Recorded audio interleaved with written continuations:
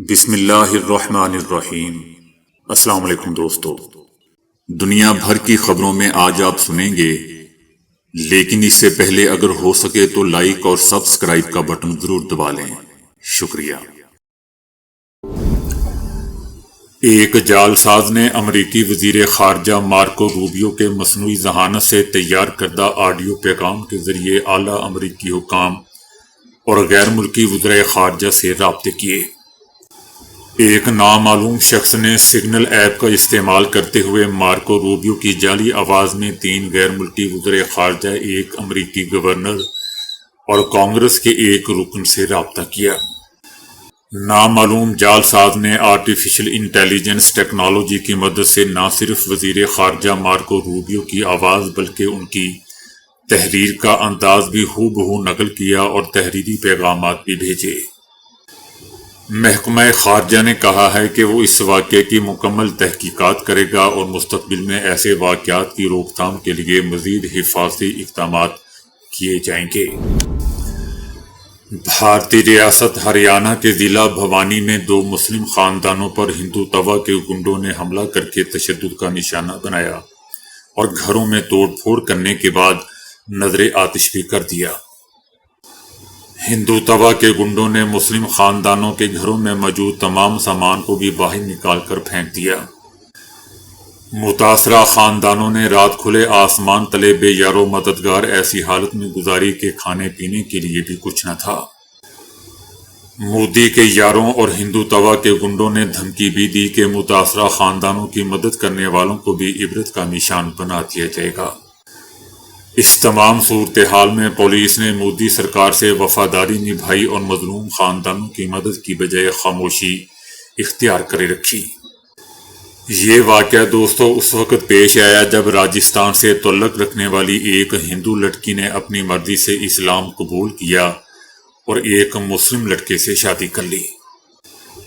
اس جوڑے نے جان سے مارنے کی دھمکیوں کی وجہ سے شادی کے فوری بعد علاقہ چھوڑ دیا۔ اسی واقعے کو بنیاد بنا کر مسلم خاندانوں کے گھروں کو ہی نشانہ بنا ڈالا گیا۔ امریکی صدر ٹرمپ نے ایلون مسک کی نئی سیاسی جماعت امریکہ پارٹی کو مضحکہ خیز قرار دے کر مسترد کر دیا، مگر سیاسی مبصرین خبردار کر رہے ہیں کہ یہ جماعت ریپبلکن پارٹی کے لیے آئندہ انتخابات میں ایک سنگین خطرہ بن جائے گی۔ ایلون مسک نے دوستو گزشتہ ہفتے امریکہ پارٹی کا باقاعدہ اعلان کیا تھا، اگرچہ وہ پالیسیوں کے حوالے سے زیادہ تفصیل نہیں دے رہے، مگر سیاسی تجزیہ کاروں کا کہنا ہے کہ ایلون مسک آئندہ 2026 کے وسط مدتی انتخابات میں امریکی ایوان نمائندگان اور سینٹ کی چند نشستوں کو ہدف بنائیں گے۔ سیاسی تجزیہ کاروں کا کہنا ہے کہ ایلون مسک کی پارٹی ریپبلکنز کی کمزور اکثریت کے لیے بڑا چیلنج بن سکتی ہے، خاص طور پر ان نشستوں پر جہاں فرق صرف چند ووٹوں کا ہو سکتا ہے۔ یاد رہے دوستو کہ دنیا کے امیر ترین شخص ایلون مسک کی دولت کا اندازہ تقریباً $405 ارب لگایا جا رہا ہے۔ 2024 میں ایلون مسک نے ٹرمپ کی انتخابی مہم میں $277 ملین خرچ کر دیے تھے۔ تجزیہ کاروں کا کہنا ہے کہ ایلون مسک کی جماعت ان نوجوان امریکیوں اور ٹیکنالوجی سے جڑے ووٹرز کو متاثر کر سکتی ہے جو خود کو موجودہ سیاسی نظام سے الگ سمجھتے ہیں۔ ان میں سے کئی افراد ایسے ہیں جو عام طور پر ریپبلکنز کو ووٹ دیتے ہیں، خاص طور پر ان علاقوں میں جہاں انتخابات کا فیصلہ تھوڑے سے ووٹوں سے ہوتا ہے۔ امریکی ریاست ٹیکساس میں آنے والے شدید اور تباہ کن سیلاب نے تباہی مچا دی۔ اب تک ہلاک ہونے والوں کی تعداد دوستو 104 ہو چکی ہے، جبکہ امدادی ٹیمیں اب بھی لاپتہ افراد کی تلاش میں مصروف ہیں۔ ٹیکساس میں شدید بارشوں کے باعث آنے والے اچانک سیلاب میں بچوں، نوجوانوں اور کیمپ میں سمیت درجنوں افراد جان کی بازی ہار چکے ہیں۔ سب سے زیادہ اموات کیئر کاؤنٹی میں ہوئی ہیں، جہاں دریا کا پانی 26 فٹ تک بلند ہو گیا تھا۔ کیمپ مسٹک نامی آل گرلز یوتھ کیمپیں سب سے زیادہ متاثر ہوا، جہاں 750 لڑکیاں موجود تھیں۔ اس سانحے میں 27 لڑکیاں اور عملہ جاں بحق ہوا، کئی افراد اب بھی لاپتہ ہیں۔ دریا کا پانی ان کے کیبنز کی چھتوں تک جا پہنچا اور کئی بچیاں نیند میں ہی سیلاب کی نظر ہو گئیں۔ امریکی صدر ٹرمپ نے سانحہ کو 100 سالہ تباہی قرار دیتے ہوئے میجر ڈیزاسٹر ڈکلیریشن پر دستخط کر دیے ہیں اور جمعے کو ٹیکساس کا دورے کا بھی اعلان کیا ہے، جبکہ گورنر نے خبردار کیا ہے کہ مزید بارشوں کے باعث خطرہ برقرار ہے اور ہلاکتوں کی تعداد میں اضافہ ہو سکتا ہے۔ اس واقعے کے بعد دوستو وائٹ ہاؤس اور حکومتی ادارے تنقید کی زد میں آ گئے ہیں۔ مقامی افراد نے مؤثر وارننگ سسٹم نہ ہونے پر سوالات اٹھائے ہیں۔ موسمیاتی ماہرین کا کہنا ہے کہ موسمیاتی تبدیلی کے باعث اب سیلاب، گرمی اور خشک سالی جیسے قدرتی سانحات زیادہ خطرناک اور بار بار ہو رہے ہیں۔ غزہ میں جاری اسرائیلی جارحیت نے بعض اسرائیلی فوجیوں کو ایسے جذباتی اور نفسیاتی دباؤ میں ڈال دیا ہے کہ وہ غزہ میں آپریشن سے بچنے کے لیے خود کو زخمی بھی کرنے لگے ہیں۔ اسرائیلی میڈیا چیخ چیخ کر بتا رہا ہے کہ فوجیوں کی اس صورتحال میں اسرائیل میں ماؤں کے ایک فلاحی گروپ نے اس حوالے سے حکومتی پالیسیوں پر تنقید کی ہے اور شکایت بھی درج کروا دی ہے۔ غزہ کی طویل مدت جاری جنگ میں اسرائیلی فوجیوں میں شدید ذہنی تناؤ، نیند اور بھوک کے مسائل اور دماغی تنزلی جیسے مسائل پیدا ہو رہے ہیں۔ فوجیوں میں اپنے آپ کو مارنے اور خود کو زخمی کرنا اب ایک عمومی سا رویہ بنتا جا رہا ہے۔ ماؤں کے گروپ نے اپنے بیان میں بتایا ہے کہ بہت سے فوجی میدان جنگ سے واپس آنے کے بعد بھی دوبارہ جانے سے بچنے کے لیے جان بوجھ کر اپنے آپ کو زخمی کر رہے ہیں، تاہم اس کے باوجود حکومت انہیں واپس غزہ میں بھیج رہی ہے، جو کہ سراسر ایک ظلم ہے۔ ماؤں کے اس گروپ نے حکومت سے مطالبہ کیا ہے کہ ان کے بچوں کو جنگ سے واپس بلایا جائے کیونکہ وہ مزید ذہنی اور جسمانی نقصان برداشت نہیں کر سکتے۔ ایک ماں کا کہنا تھا کہ بہت سے نوجوان شدید افسردگی اور مایوسی میں ہیں اور انہیں دوبارہ غزہ روانہ کرنا ان کی فلاح کے بالکل خلاف ہے۔ مودی کے میک ان انڈیا کی اصل حقیقت اور یہود اور ہنود گٹھ جوڑ کے ساتھ ساتھ بھارتی سرکار کی دفاعی کرپشن دوستو ایک بار پھر بے نقاب ہو گئی ہے۔ بھارت میں ہندو انتہا پسندوں کے کٹ پتلی وزیر اعظم نریندر مودی کا میک ان انڈیا کا نعرہ صرف دکھاوا ثابت ہو چکا ہے۔ حقیقت میں سب کچھ میک ان اڈانی اور امبانی ہے۔ راہل گاندھی کا بھی کہنا ہے کہ مودی اور اڈانی نے اسرائیلی دفاعی ویب سائٹ کی ناکالی سے اربوں کی کمائی کا کھیل رچایا ہے۔ اڈانی نے ایک اسرائیلی دفاعی ویب سائٹ کو کاپی کیا، اس کا نام بدل کر اڈانی ڈیفنس رکھ دیا اور اس طرح وہ نمبر 1 سیلز مین بن گیا۔ راہل گاندھی کا کہنا ہے کہ اسرائیلی پروڈکٹس کو بھارتی بتا کر مودی سرکار صرف لیبلنگ کا کمیشن کھا رہی ہے۔ مودی کا دفاعی بجٹ عوام کی نہیں بلکہ امبانی اور اڈانی کی تجوریاں بھر رہا ہے۔ وہ پیسہ جو فوجیوں کی پینشن اور ٹریننگ پر لگنا تھا وہ اب اڈانی ڈیفنس کو جاتا ہے۔ دوستو میں نے کل بھی بتایا تھا کہ راہل گاندھی کا کہنا ہے کہ دفاعی ساز و سامان اسرائیل سے آتا ہے، بس اڈانی فیکٹری میں میک ان انڈیا کا میڈ ان انڈیا کا ٹیگ لگ جاتا ہے۔ اسرائیلی اسلحہ صرف اسمبل کر کے بھارتی نام لگانا قومی سلامتی اور نوجوانوں کے مستقبل کے ساتھ ایک بہت بڑا سنگین مذاق ہے۔ اسرائیل کی جانب سے ایران پر ممکنہ دوبارہ حملے کے خدشے کے پیش نظر ایرانی فوج کو دوستوں مکمل ہائی الرٹ کر دیا گیا ہے۔ ایرانی میڈیا کا کہنا ہے کہ ایران نے تمام خطرات سے نمٹنے کے لیے فوجی تیاریوں کو مکمل کر لیا ہے، جبکہ سپریم لیڈر آیت اللہ خامنائی کے مشیر نے واضح کر دیا ہے کہ اگر حملہ ہوا تو جوابی کارروائی پہلے سے کہیں زیادہ شدید اور تباہ کن ہوگی۔ ایران کا کہنا ہے کہ صدر ٹرمپ ایک بار پھر اسرائیل کی حمایت میں سامنے آئے ہیں اور ان کی نیتن یاہو سے حالیہ ملاقات کو پہلے سے طے شدہ ڈرامہ قرار دیا جا رہا ہے۔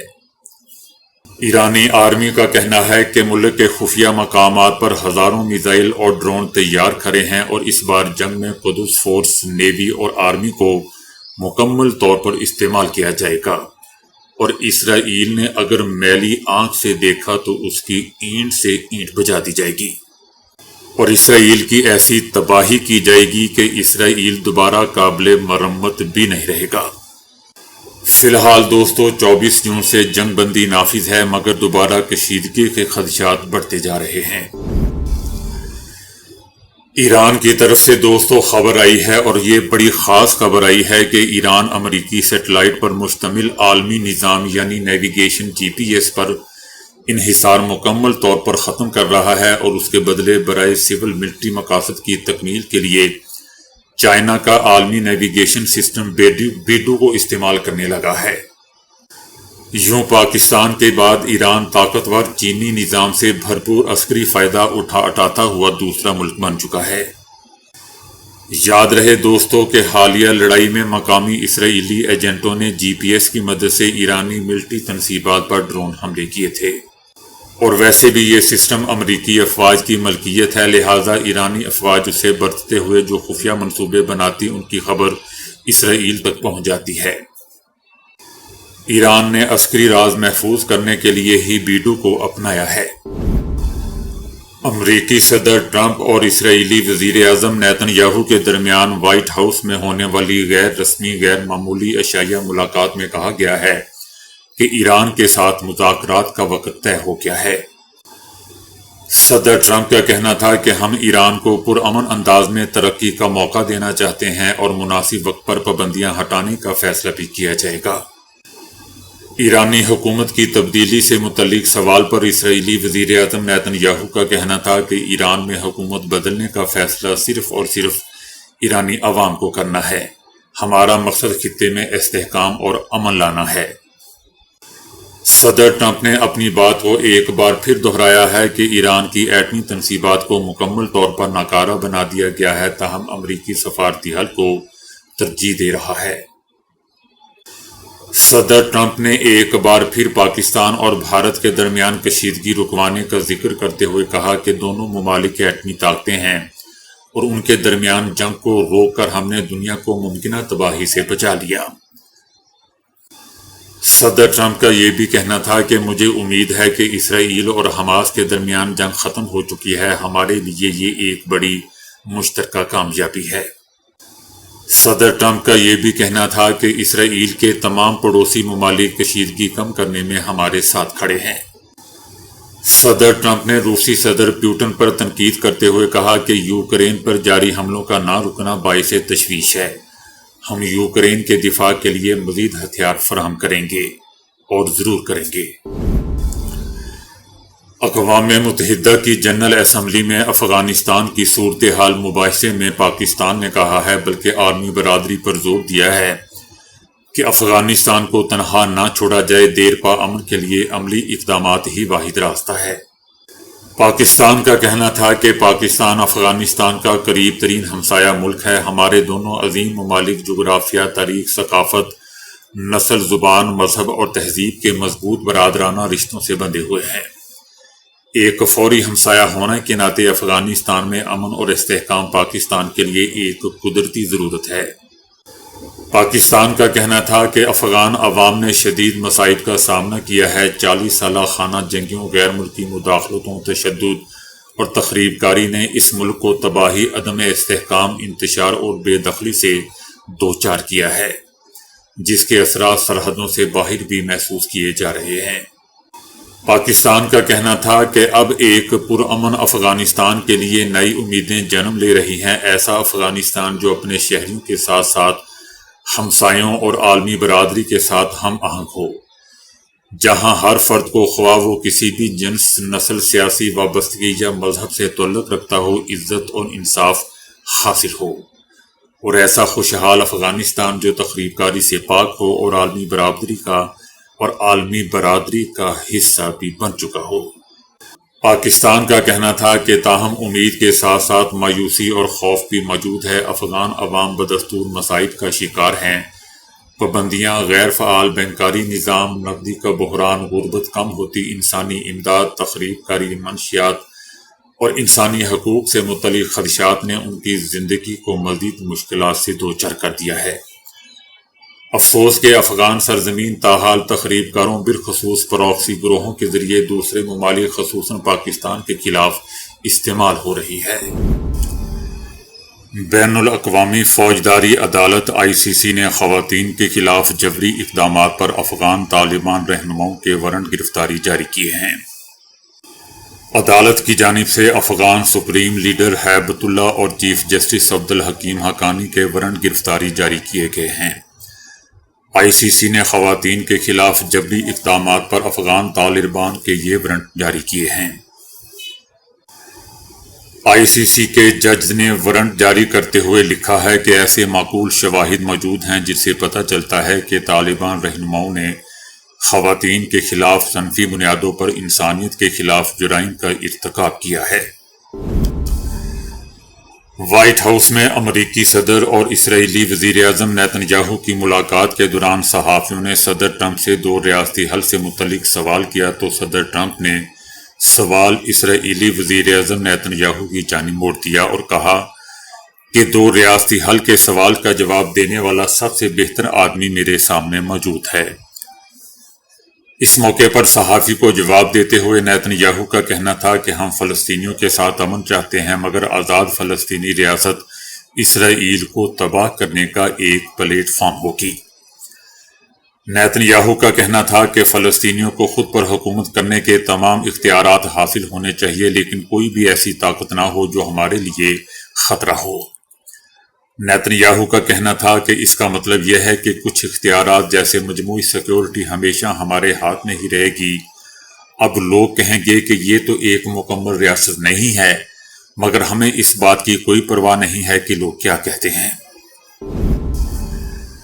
روس کے وزیر برائے ٹرانسپورٹ رومان نے اپنی برطرفی کے چند گھنٹوں بعد ہی اپنی جان لے لی۔ وہ ماسکو ریجن میں مردہ حالت میں پائے گئے، ان کی گاڑی سے ان کی باڈی برآمد ہوئی۔ واقعے کی تحقیقات جاری ہیں تاکہ موت کی اصل وجوہات کا تعین کیا جا سکے، تاہم امکان یہی ہے کہ انہوں نے خود سے اپنی جان لی۔ یہ واقعہ اس وقت پیش آیا جب چند گھنٹے قبل ہی روسی صدر پیوٹن نے ان کو وزیر ٹرانسپورٹ کے عہدے سے برطرف کیا تھا۔ وہ مئی 2024 میں روس کا وزیر ٹرانسپورٹ تعینات کیا گیا تھا۔ اس سے پہلے وہ ستمبر 2019 سے روس کے سرحدی علاقے کرسک کے گورنر کی حیثیت سے خدمات انجام دے رہے تھے۔ روس کے سرکاری میڈیا نے یہ امکان بھی ظاہر کیا ہے کہ ان کو اپنے آپ کو مارنے کا تعلق کرسک میں ہونے والی بدعنوانی اور وہاں دفاعی انتظامات کے لیے ملنے والے فنڈز کے غبن پر ممکنہ مقدمے سے بھی ہو سکتا ہے۔ تو دوستو ابھی کے لیے اتنا ہی۔ ویڈیو کو لائک اور شیئر کرنے کا بہت بہت شکریہ۔